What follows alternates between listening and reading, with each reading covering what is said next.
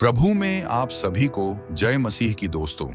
अगर आप हमारे चैनल पे नए हैं तो चैनल को लाइक सब्सक्राइब करना ना भूले। निर्गमन अध्याय 10।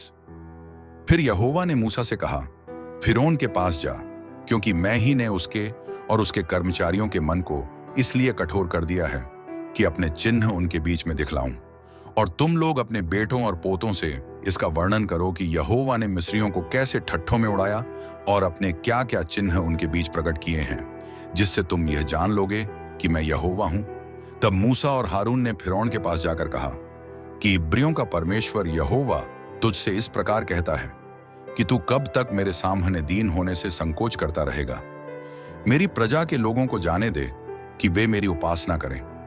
यदि तू मेरी प्रजा को जाने न दे तो सुन, कल मैं तेरे देश में टिड्डियां ले आऊंगा और वे धरती को ऐसा छा लेंगी कि वह देखना पड़ेगी। और तुम्हारा जो कुछ ओलों से बच रहा है उसको वे चट कर जाएंगी, और तुम्हारे जितने वृक्ष मैदान में लगे हैं उनको भी वे चट कर जाएंगी। और वे तेरे और तेरे सारे कर्मचारियों निदान सारे मिस्रियों के घरों में भर जाएंगी। इतनी टिड्डियां तेरे बाप दादों ने व उनके पुरखाओं ने जब से पृथ्वी पर जन्मे तब से आज तक कभी न देखी। और वह मुंह फेर कर फिरौन के पास से बाहर गया। तब फिरौन के कर्मचारी उससे कहने लगे, वह जन कब तक हमारे लिए फंदा बना रहेगा? उन मनुष्यों को जाने दे कि वे अपने परमेश्वर यहोवा की उपासना करें।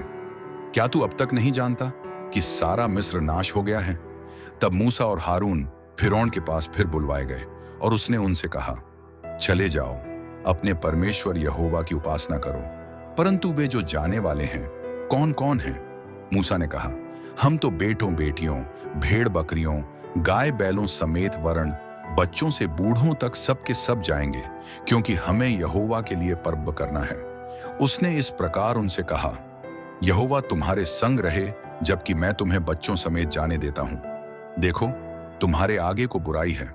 नहीं, ऐसा नहीं होने पाएगा। तुम पुरुष ही जाकर यहोवा की उपासना करो। तुम यही तो चाहते थे। और वे फिरौन के सम्मुख से निकाल दिए गए। तब यहोवा ने मूसा से कहा, मिस्र देश के ऊपर अपना हाथ बढ़ा कि टिड्डियां मिस्र देश पर चढ़ के भूमि का जितना अन्न आदि ओलों से बचा है सबको चट कर जाएं। और मूसा ने अपनी लाठी को मिस्र देश के ऊपर बढ़ाया। तब यहोवा ने दिन भर और रात भर देश पर पुरवाई बहाई, और जब भोर हुआ तब उस पुरवाई में टिड्डियां आईं, और टिड्डियों ने चढ़ के मिस्र देश के सारे स्थानों में बसेरा किया। उनका दल बहुत भारी था, वरन न तो उनसे पहले ऐसी टिड्डियां आई थी और न उनके पीछे ऐसी फिर आएंगी। वे तो सारी धरती पर छा गई, यहां तक कि देश अंधेरा हो गया, और उसका सारा अन्न आदि और वृक्षों के सब फल निदान जो कुछ ओलों से बचा था सबको उन्होंने चट कर लिया। यहां तक कि मिस्र देश भर में न तो किसी वृक्ष पर कुछ हरियाली रह गई और न खेत में अनाज रह गया। तब फिरौन ने फुर्ती से मूसा और हारून को बुलवा के कहा, मैंने तो तुम्हारे परमेश्वर यहोवा का और तुम्हारा भी अपराध किया है, इसलिए अब की बार मेरा अपराध क्षमा करो और अपने परमेश्वर यहोवा से विनती करो कि वह केवल मेरे ऊपर से इस मृत्यु को दूर करे। तब मूसा ने फिरौन के पास से निकलकर यहोवा से विनती की। तब यहोवा ने बहुत प्रचंड पछुआ बहाकर टिड्डियों को उड़ाकर लाल समुद्र में डाल दिया, और मिस्र के किसी स्थान में एक भी टिड्डी न रह गई। तो भी यहोवा ने फिरौन के मन को कठोर कर दिया, जिससे उसने इस्राएलियों को जाने न दिया। फिर यहोवा ने मूसा से कहा, अपना हाथ आकाश की ओर बढ़ा कि मिस्र देश के ऊपर अंधकार छा जाए, ऐसा अंधकार कि टटोला जा सके। तब मूसा ने अपना हाथ आकाश की ओर बढ़ाया, और सारे मिस्र देश में 3 दिन तक घोर अंधकार छाया रहा।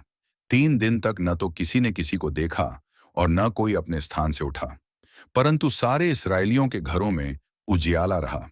तब फिरौन ने मूसा को बुलवाकर कहा, तुम लोग जाओ, यहोवा की उपासना करो, अपने बालकों को भी संग ले जाओ, केवल अपनी भेड़ बकरी और गाय बैल को छोड़ जाओ।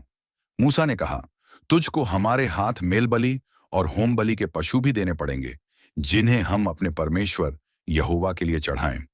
इसलिए हमारे पशु भी हमारे संग जाएंगे, उनका एक खुर तक न रह जाएगा, क्योंकि उन्हीं में से हमको अपने परमेश्वर यहोवा की उपासना का सामान लेना होगा।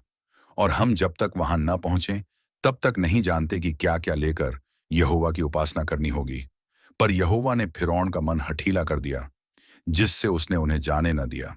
तब फिरौन ने उससे कहा, मेरे सामने से चला जा।